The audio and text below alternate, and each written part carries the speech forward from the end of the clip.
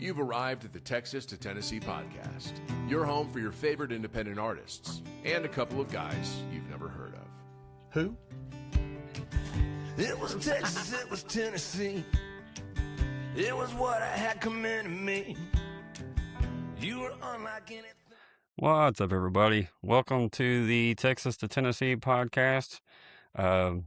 Now to Virginia tonight and Oklahoma. We're branching out. We are Steveless tonight. I'm Soul Gravy, and we have Caden with us from the podcast called Hidden Tracks. Thanks for hopping in. Thanks for having me, man. It's an honor. It really is. Well, I mean, we're not that big of a deal, honestly, but welcome in. And then our interview tonight is Alisha Marie. How are you doing?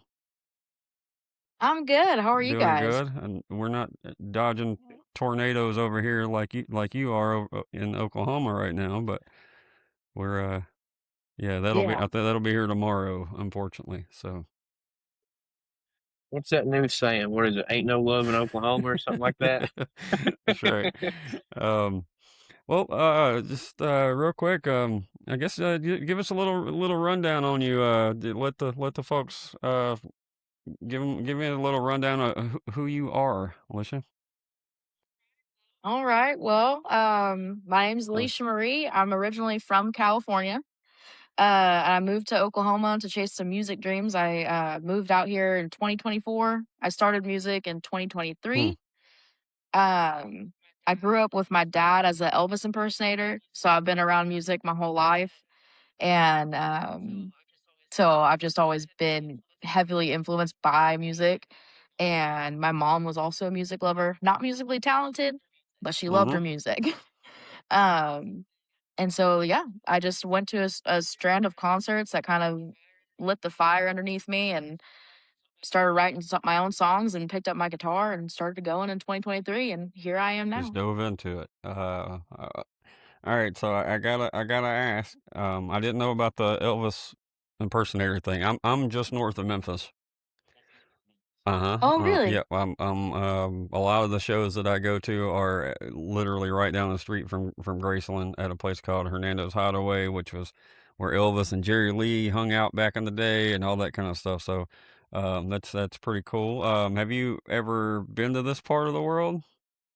No? No, my dad Okay. has, but I've been trying to make my way out to Graceland for some time now since I moved out here. So I'm working on it. I got TCB tattooed on me and everything. So All right. Surprisingly, I've never been. I've never been to Graceland, and I know, and I don't think hardly anybody in my family has, which is oddly common. I don't know why. Considering how everybody's so close and how, I mean, it's not like they weren't fans of him, but they just, of course, they don't really do shit either. So, they don't get out much. But yeah, I've never been. I need to change that for sure. All right, so let's California to Yukon, Oklahoma. yep. What? I mean, honestly, if you're playing certain kinds of music, it makes sense. But what led you to make those decisions? So I have some really good friends that live out here in Oklahoma. They moved from California to Oklahoma before I did. And I've been looking to get out of California for some time. And when I got into music, a lot of the people I was listening to were based out of Oklahoma. So when I first got into music, I was listening to a lot of like Zach Bryan and Wyatt Flores, and those are both Oklahoma boys. And so I just kind of on a whim one day applied for a job at OU and then landed it. And I was like, well, if it's meant to be, then it'll line up, and it lined up perfectly. So, and now my music taste has changed since I've been out here. So I've gotten into red dirt super heavy. Whereas like before I was listening to more like Nashville sounding type things. But now I'm like into like Brandon Jenkins, Mike McClure, Cross Canadian Ragweed, all those guys. So definitely just kind of,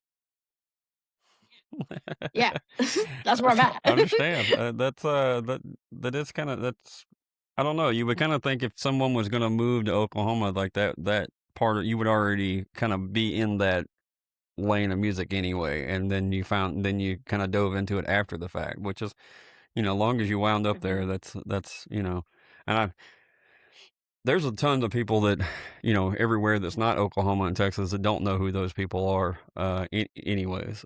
So I could see where a lot of like Brandon Jenkins and those guys wouldn't be on your radar being outside Yeah. of And it's Oklahoma. funny too, because I saw Treaty Oak Revival and Gannon Freeman out in California, and I'd met some of the Gannon Freeman boys, and I was like, what does CC Rev mean? And they're like, you know who Cross Canadian Ragweed is?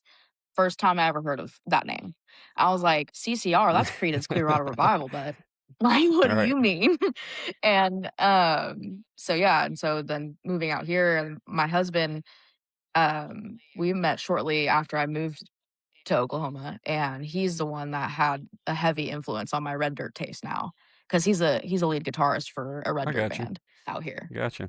Yeah. All right. Well, we're not gonna skip the Steve is in the chat though. I see you. So we're not gonna skip his question. This question is called the pie question. All right. It is this is your pie. It's a musical pie, and it's made up of four parts. All right. We got songwriting, performance, studio, and then the business and socials and everything else that goes into, the stuff you may or not like to do. Which one of those things is home for you? I would say songwriting. Yeah, songwriting and performance are my two big slices right there.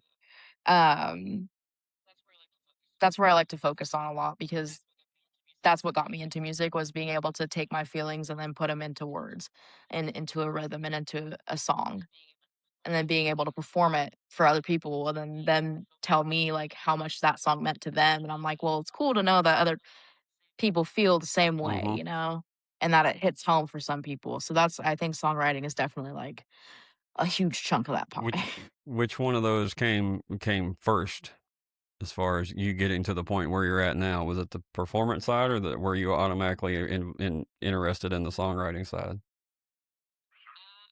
I think performance side came first, just because of being around my dad, and I was heavily involved in like dancing and all that stuff when I was a kid. So performing kind of came natural to me, and then songwriting came second. I got you. All right, Caden, you got one? What what would you tell somebody for first time songwriting? What would your steps be for them? Um, First time songwriting. That's a question right there. I would say just kind of taking what you feel, putting it on paper, and heck, sometimes a melody comes first.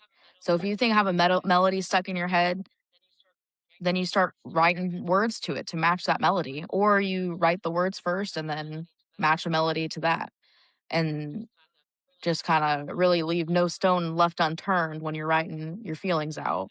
And yeah, just kind of going with the flow. You don't take it too serious.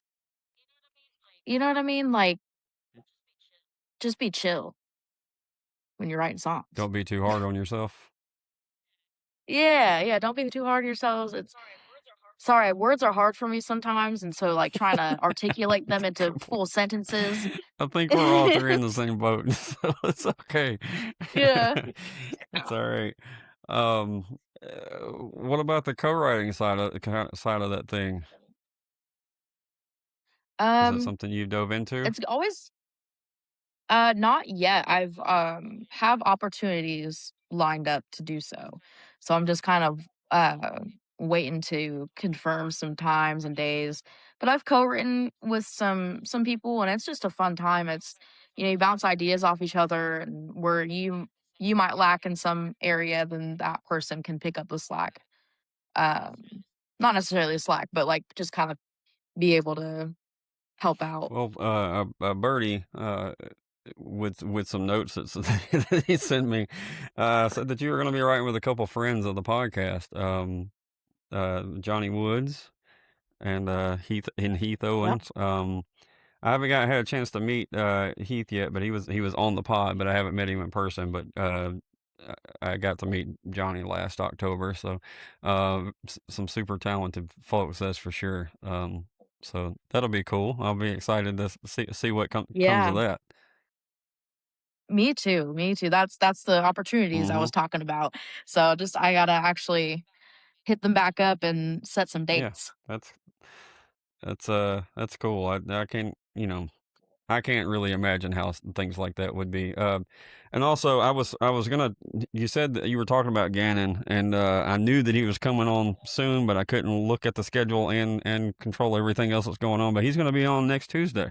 Um, so Oh he'll wow. be if live on the Facebook and YouTube and all that. So looking forward to that. And he's kind of got some momentum going on these days. So that's yeah, Yeah. congratulations to him. All right. I have to talk about the studio side of that pie because another friend of the podcast I know that you've been working with. You want to talk a little bit about that? Yeah, so I'm not really super heavy into the studio right now. I did do some studio work with Cosmic Mama Studios down Mm-hmm. in Texas, where I met Steve, and that was super fun, super good time. But I'm looking to get more into the studio, but studio time is quite pricey and I'm quite broke. So um, I'm just kind of waiting to waiting to get to a right place and to be able to be in the studio more and record more because I really want to get some fully produced songs because all I have out right now, I love them, but all I have out right now is acoustic version Right. songs. And who she was talking about, So, if you've been following along with the podcast and stuff, she's talking about with Tim Lightyear's place. So that's Tim was on him early on. It's a super talented fellow, that's for sure. And glad to hear folks are, um, I know a lot of people use Tim in that studio, but it's cool to hear. Because I think he was just kind of getting it rolling when he came on this thing. Um, all right, well let's dive into a little bit more about you. I want to know the performance side. Now I want to know about the performance side with Dad and the Elvis thing. What was your deal with that? That well, how did you you contribute know, to it? I would go to a lot of his shows and competitions that he would do that I was allowed to Hmm. go to. And there's one song that we always sing together. And so being able to go up on stage with him and to sing the songs with him and stuff like that, it kind of unlocked the performance side in me. And I was able to kind of get loose. But with holding a guitar and stuff, I try my best to move around on stage now, but it's kind of hard and limiting when you have a guitar in your hand and you're trying to sing songs too. So um, but yeah, just growing up around it really, like I said earlier, heavily influenced me and my performance side.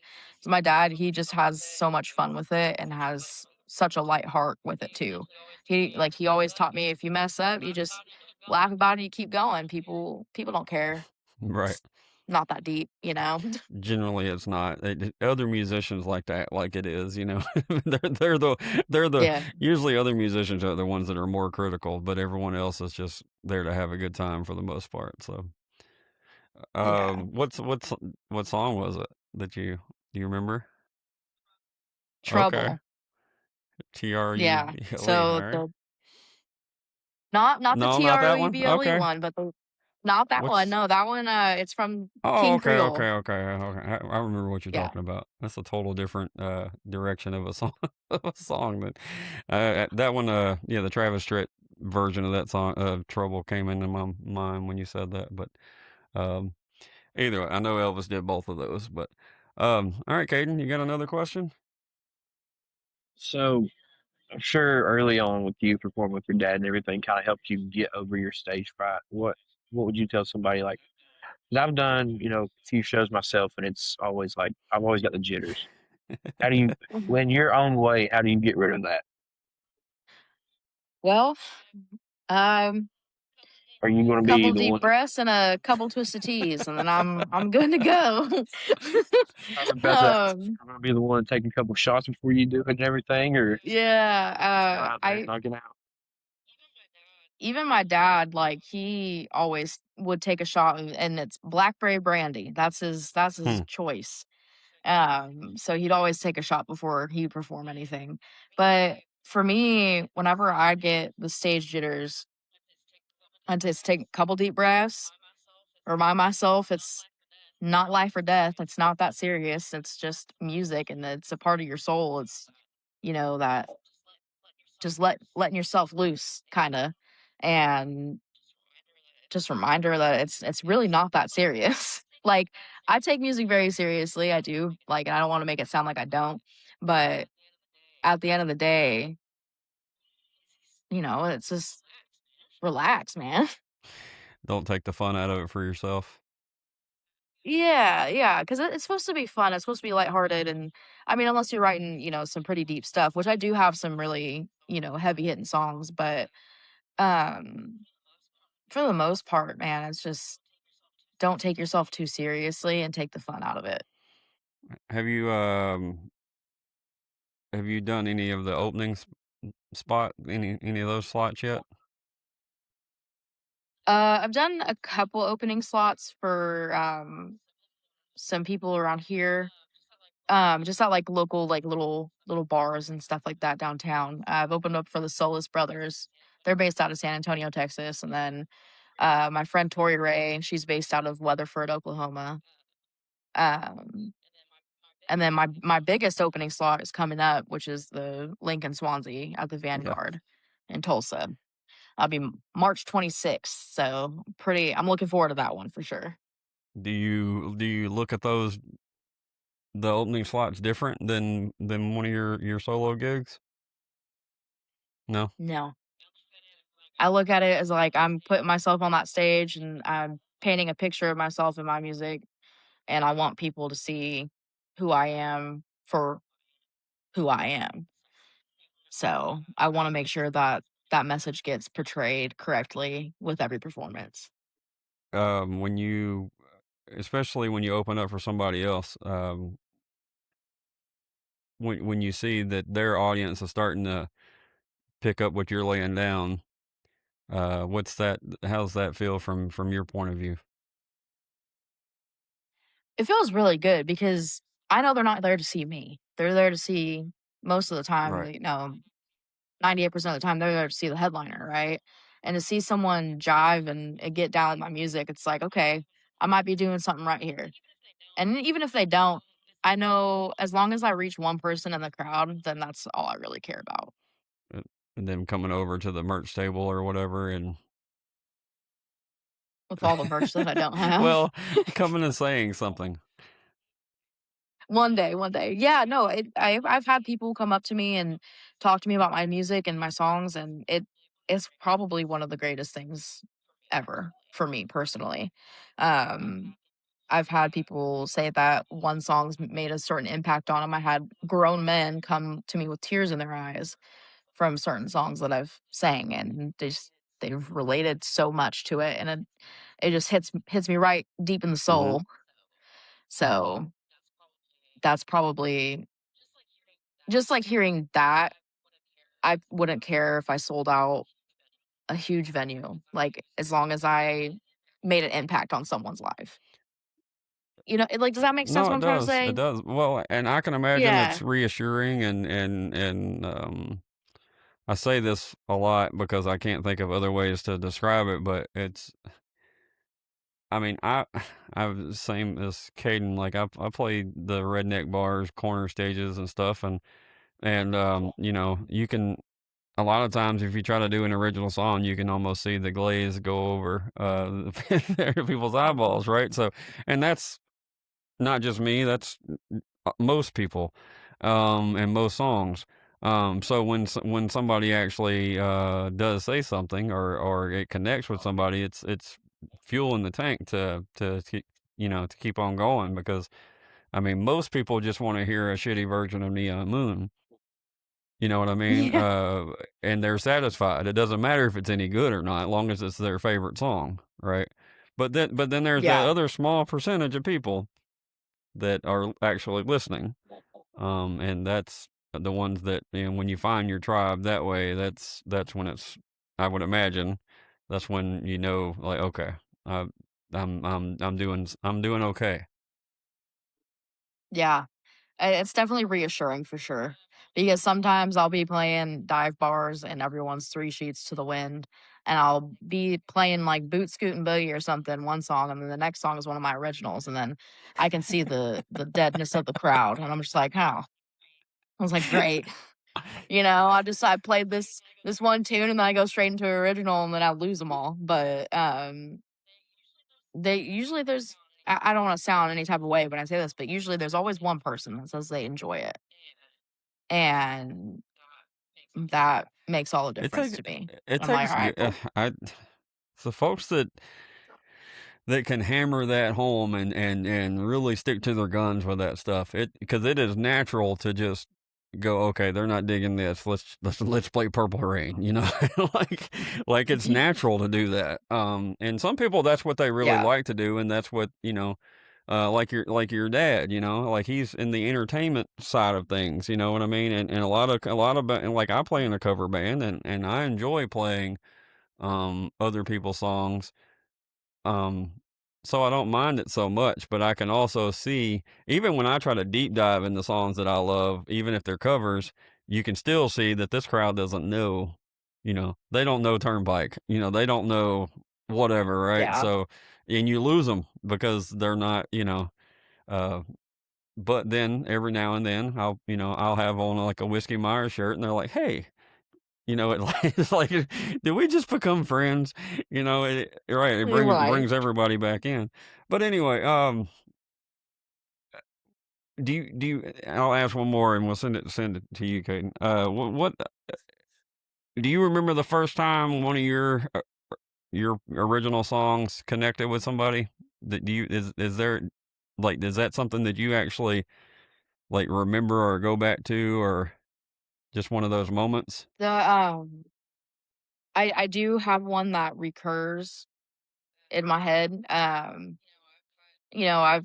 have a song called Phone Calls, and that song resonates with quite a Hmm. few people. It's about some mental health struggles. But I have another one that I wrote, and it's called Bottles on the Shelf. And I wrote that specifically for men's mental health like awareness because I feel like it's something that needs to be brought to light more. And I played it at the Oklahoma State Fair. And mind you, it's not a upbeat, happy song, and I had a little family sitting there, and it was a family of like four. There's a dad, son, and I can't remember, a daughter and a wife, I believe. But the dad came up to me with tears in his eyes after my performance, and he was like, "That one song that you wrote about men's mental health, man, that hit home. That you keep doing what you're doing because you're doing something right." And that meant the entire world to me. And I was able to connect with him and his son because his son related to it too. And yeah, it was just awesome. Like they just said that you keep doing what you're doing, and you're reaching hearts. So that's one that I recall the I most. understand. It's got to be. I don't know. I could see where that would be something that would, especially the first time, would kind of hang with you for a while. Hmm. Especially, I mean, he came in with tears in his eyes too, and I was like, "Oh my gosh, I did not." It's like I did not expect that, You're but like, damn right. it felt good to make someone cry. It's funny. It's like a win to make a big guy cry, right? So, all right, Right. all right, Caden. So have you had that moment yet where you look out into the crowd and you see somebody else singing your own song back to you? I've only had that happen one time so far. Hopefully, there's some more times in the future. Right. You know what I mean? It was actually at Magnolia Motor Lounge in Fort Worth, Texas. I was doing a songwriter competition, and one of the judges, I mean, given they had the lyrics in front of them, but one of the judges was like really into the song and I could see her singing back to me. And I was like, oh, heck yeah. I was like, that is so cool. Like, and then, my friends that have heard my songs 100,000 times, I'll see them in the crowd singing it. And it always makes me really happy. Like, even though I know they've heard the song 1,000 times, like the fact that they're still sitting there singing it back to me is just really cool. Makes me feel real special. Yeah. Another one, like whenever you're playing like all these local places, what's your biggest request you get asked to play? You know what's crazy is that I don't really get a lot of requests. So I don't know if that's a bad thing, but I had one guy, I was playing at Toby Keith's in OKC, and I had one guy come up to me. He's like, "Hey, do you know any cross Canadian ragweed?" And I was like, "Listen, bud, I do, but I don't know how to play it. I'm sorry." And I told him, I was like, I'm from California. I just got to know who these guys are. And that was a mistake in itself, just to tell him I was from California. And he walked away. He's like, "Damn Californians." And I was like, "I'm sorry, bud." No, but I have some Creedence Clearwater Revival if you would like to hear that. Exactly. I ain't got your CCR, but I got the other CCR for you. That's funny. Well, I get the opposite requests around here, so yeah. One of my last shows, this older guy walked up and he said, "What the hell is a soul gravy?" And I'm like, "That's fair, fair, fair, fair question. I really don't know the answer, At first, I was like, "Well, it's an album by this," and then I just looked at him. I was like, "Yeah, I don't know. That's a fair question. I just killed it right there. I didn't even try to explain, but." Either way, I thought it was pretty funny, I just laughed like, "What the hell is a soul gravy?" Fair question, sir. Everything that you have out on Spotify or whatever, from what I can see anyway, is live in some way, shape, or form. Is that more? Is that in? Are you thinking about that as you're playing, or are you just trying to do your show and let it happen how it happens? Yeah, I just kind of let it go and happen how it happens, and then just pray to God that I don't mess up. So That's that would like I would. When you listen back to it, or do you nitpick it like apart, or are you do you? 100%. I rip it apart. Yeah. I rip it apart every single time. Anytime people ask me about my music, I'm like, "Yeah, I got some stuff out, but it's not like you hear on the radio. It's a live recording. I did it in one take, so give me some grace, you know?" Well, I'm interested to see where that goes when you get the chance to put that, a full production with any of these songs. I'll be, because I know it'll completely change the Mhm. feel of it or whatever. Especially like a song like that that's a little more, that's a pissed off kind of song. I'm sure is going to sound totally different when you would have the chance to record it.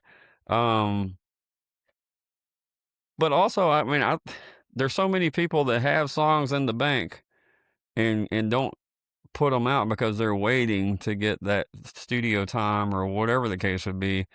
So kudos to you for getting it out there, because you wouldn't, if those were just sitting in a notebook or whatever, or in your phone, and they weren't out, you wouldn't be able to get some of these things that you're doing. And I know Caden, he's got friends that have recorded stuff in their living rooms or bedrooms or whatever, and just put it out, especially recently. I think we're both kind of mutual friends with a guy named Lance Rogers, and a lot of musicians that I'm glad. I know they all wish that they had the funds just to put it all, just do everything perfect.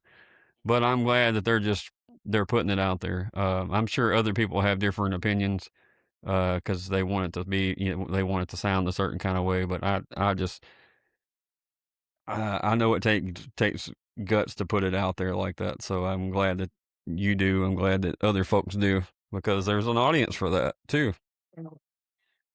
Yeah. And I always had this thing before I had anything out. I was like, people would always come up to me and be, "Do you have anything on Spotify? Do you have anything?" I'm like, "Nope, not yet." And then I was tired, like, because I put it I like to use analogies a lot. And I've used this analogy as you're going to a live show, that's your buffet, right? That's your buffet, all you can eat, you listen to music, you enjoy it. You want to take something home. You don't have a to-go box though. You have all this food, but no to-go box. So putting songs out there, I wanted to give something to the people to take home. So I'm like, well, here's this live recording of me singing the songs. Hope you enjoy. Did that help get gigs? Did it help on that side of things? I don't know, honestly. Like I've sent in my music and stuff when I like message people for booking and things like that. And to be honest, I haven't gotten any hits back. A lot of my gigs I book is from based off of my live performances. Gotcha. So me personally, I think I sound better live than I do on recording. But that's also I hate hearing myself on recording. So We were talking about that before we started, having to go back and edit the podcast or whatever, and hearing ourselves back or whatever. Like it's cringing for the most part. So I try not to even edit as much as I can not have to. All right, man. You got another question? Really, I mean, that was the only thing I gotta say about that is I was hoping she was going to choose lighting cigarettes because I was listening to that on my way home yesterday, and I was like, damn, that's good. oh, lighting cigarettes. Yeah, I was Oh, that's really hoping she was going to choose that Well, one. because she probably would have let us. But I like that one too. That's a good one too. That Narcos, I like that a lot. thank you so much. Lighting cigarettes was a fun one that I wrote. At the story behind it. So when I was back in California, my friend posted on Facebook, "Hey, I'm need a ride to the airport. I'll pay you in gas and grass." And I was like, "All right, well, can't go wrong either way." So my car registration was past due about almost a year, and if you get caught doing that, you get your car impounded and all that stuff. Well, I didn't care. And I drove 2 hours to the airport on major highways and all that stuff. Like, there's no back roads to take. And she's doing illegal things in the front seat. And we came up on a highway patrolman, and I was like, "Oh," and I was like kind of on his butt a little bit, and she's like, "You gotta pull back a little bit, man." And I was like, "All right, cool." And so he gets off on the exit, and I know he saw the smoke coming out of the windows. And so he gets on right behind me and starts tailing me. And so I was like, "Here, hand me the cigarettes," because I learned it from a song, February 28th, 2016. Light the cigarettes so he don't smell the weed.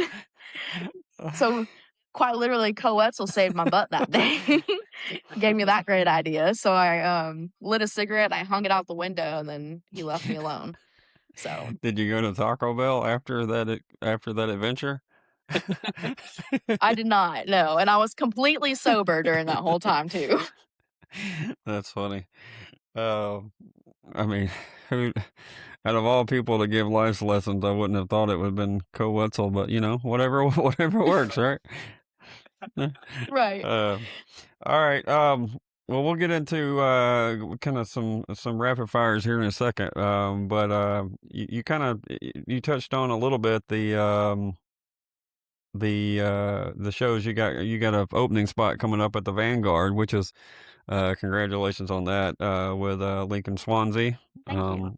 Another guy that's been on the podcast. He seems to be doing pretty good. Got some momentum going these days. So shout out to. I'm not saying it was because he came on the podcast or anything, but I'm sure that's exactly what it was. No, he seems to really, like I said, have some momentum, and he seems to be a talented young fella. Hopefully, one of these days, I'll actually get to meet him in person and everything. So, a shout out to you for that opening spot. That's a pretty nice little place to play. Yeah, I'm super, super thankful and really just excited for the opportunity. So Well, I just thought of another question. I guess this can kind of go into the rapid fire, but when you moved to town and first started, kind of, you said you were listening to Wyatt and Zach Bryan and those guys, but what was one of the first shows you actually went to when you got in the area? Did you kind of start checking out some of the locals or Um, let me see. I slowed down my concert going because I was focusing so much on Mhm. my own music. Yeah, it is hard to And I play didn't really shows and go to shows. Yeah. but the first show that I remember going to out here, was at the Criterion. It was the Red Clay Okay. Strays. Love those guys, man. They're fantastic. Um, but yeah, that's the first show I went to. My introduction to the music scene out here, I went to an open mic one Sunday night at some little smoky dive bar called the Silver Stallion. And that's where I met and got in touch with a lot of the people I know of today. And it's where I kind of got my foot in the door for playing out here in Oklahoma. So that bar no longer exists, but Or, it's fondly that's remembered in my heart. R.I.P. But uh, I don't know necessarily about your area, but a lot of people we talk to, they talk about how kind of there's these circles and pockets of people trying to do what you're doing. And once you kind of it seems like from afar, once you kind of get in those circles and start meeting those people, and if you're trying to do the thing too and not trying to take shortcuts and whatever else, that you start meeting like-minded people and getting in those circles. Have you is that true in your situation? Um, yes and no. Yes, in the fact that like it inspires me to keep like playing music and like to stay on top of it and keep going to these little open mics that I go to, and you know supporting the local musicians at their shows and stuff like that. And then no, as a sense of like I kind of keep to myself a little Understand. bit. Um, because I've noticed, sometimes there's a little bit of things happening in certain circles that I don't want to be part of. And so I just mind my business and write my Hey, that songs. that that goes on even in the music community. Like even amongst music Yeah, fans, there's always some little, like somebody's like, I don't like that person, and somebody else is like, I don't like that person. I'm like, I don't give a shit. I just want to, I just want to go to right. the show. You know, I wish y'all wouldn't tell me those things so that I could just like everybody. So, yeah. So it's not just the musicians; it's out in the crowd too, unfortunately. But that's the way the world works these days. Um. All right, let's get into some rapid fire questions. You can. Do you have any off the top of your head there, Caden, or do you want me to take a couple? I don't want to steal your I thunder if you was I was do. just thinking. I was just thinking. What's what are your top three most? I guess. What's your top three places you want to play as you get bigger, Okay. As I get bigger. Um, or even now? What are your top three favorite places you want to play the most? I would have to say it's all Oklahoma. Um, I would love to play at Grady's, the Mercury Lounge, and then the third place. Oh, well, this one's not in Oklahoma. The Blue Light Okay, love it. in Lubbock, Texas. Well, that Grady guy, he was part of Creedence Clearwater Revival. uh, I'm actually fairly decent acquaintances with okay. Grady. Fun fact. And I met him at his open mic at Mhm. his bar, and I was just like, "Hey, I just heard about your band that was really popular 20 years ago. I just heard about it yesterday, so I don't know who you He are." probably liked that as far as just you're not you're coming at it from a different direction instead of just Mhm. fan girling or boying out about it. I could Yeah. see that. But also they everybody there in that group seems to be pretty low key, pretty laid back. So which makes it even easier to pull for. What about outside of well, you said the blue light. I was going to follow up with that. All right. If you started a music podcast, um, I kind of I'd like to hear from your point of view who you would have as your first guest, but because of your interest, not because of ratings or clicks or whatever you want to call it. Because somebody you want to talk to or you want to pick their brain. Um, that's a hard one. Do they have to be No. alive? Johnny Okay. Cash. Yeah, Johnny Cash for sure. Just to hear about his hardships growing up and then just to be able to hear how he wrote some of his songs and just how he came about it. And then obviously Elvis Presley. So I'm shooting for the moon here. That's You know what fine. I mean? Like, this is a pretty big podcast I'm First running. episode is All going to right. be a doozy. No, but I mean, it's easy to say, I mean, Elvis, of course, would, you're going for the ratings on that one too, but you're not saying that because of the ratings side of it. And Johnny Cash would definitely be one because, like, even Elvis, he had the rise and the fall, but it wasn't another rise. Mhm. And Johnny had the whole roller coaster, which Oh, yeah. he went down and then has the other redemption story that on the back end of his career, which is not everybody unfortunately gets to have. So Yeah. And as far as uh alive people, I would have to say, a big fan of Shelby Stone. She's fantastic. She's wildly talented, she's so and goofy. I love the fact that she just seems so she's a cool. dork, and she's okay with being a dork, and I love that part about it. Yeah, Yeah. yeah, I like her a lot too. Her music and the way she carries herself too. Yeah. Definitely her. I really like Taylor Honeycutt's Mhm. vibe. Trust me, And she's fun to talk to. She's She- she's a I uh, bet. she's definitely there's no dull moments with her and her boys around. That's for sure. Uh, Yeah. have you talked to them yet, Caden?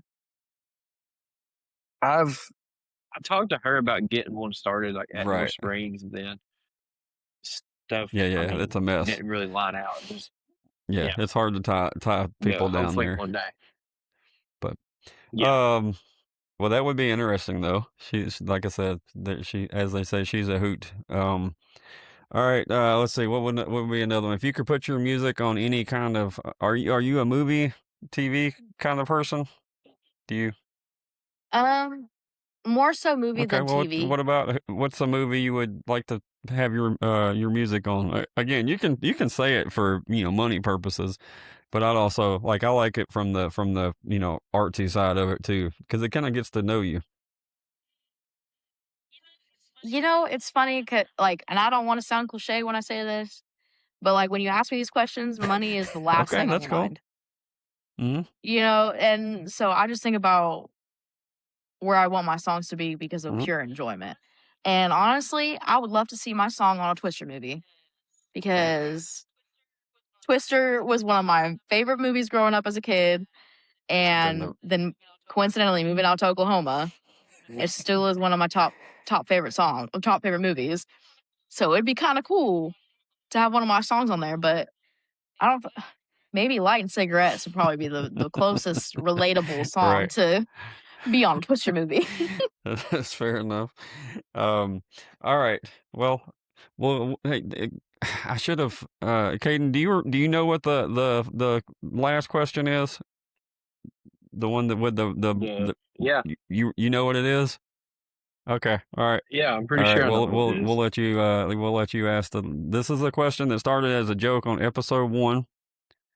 and now it is a requirement that we ask this. So we try to let the new folks ask. So it's your turn. So, what's your favorite Little Debbie? My favorite Uh-huh. Little Debbie? Yeah. I love Little Debbie so much. Well, great. This is the favorite question. Cosmic brownies, no doubt. Shelby Stone said this. See, it's a match made in Little Debbie heaven. She's that was hers too, and she complained that they're smaller than they used to be. Either that, or her hands have gotten bigger. I think I think the Little Debbies have gotten smaller. But either way, she's not a very big person, so I don't think her hands are that big. All right. Well, I appreciate both of y'all joining. If you don't follow Hidden Tracks on all the social stuff, please make sure you do. All the it's everywhere, right? That you can stream. It's everywhere but Apple. I've got one on iTunes, but I ain't paying $15.99 a month for that. Understand. I'll let Spotify put it out there for free. Understand. So Spotify and YouTube and whatever and that stuff, and then you've got all the social pages too, right?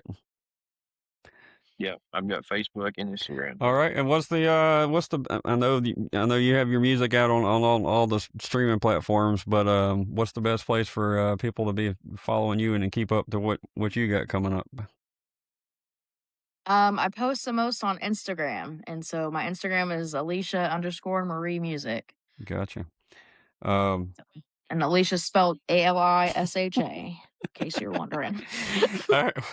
Hopefully I'll have it right on the flyer on the beginning of this episode. I have made mistakes before, so I'm not perfect by any means, but I'm free, and that's what you get, what you pay for. All right. Well, thank y'all for taking the time to be on the podcast. Like she said, especially wherever you're streaming music, go hit the follow button, and get the monthly listeners and the streams up for her and any other independent artist that you run across. I know we're all bad about listening to them and then not hitting the follow button. But when it comes to booking and everything else, those numbers, help out a lot when it comes to those things. Go to a show, you know, go meet them at the merch table and let them know that you heard their music. And if they have merch, which working on, any independent folks, put some gas in the tank, get them a hotel room, let them know you heard them, help them get down the road. And so they can be back again, right? So, all right, we'll see y'all later. Have a good evening.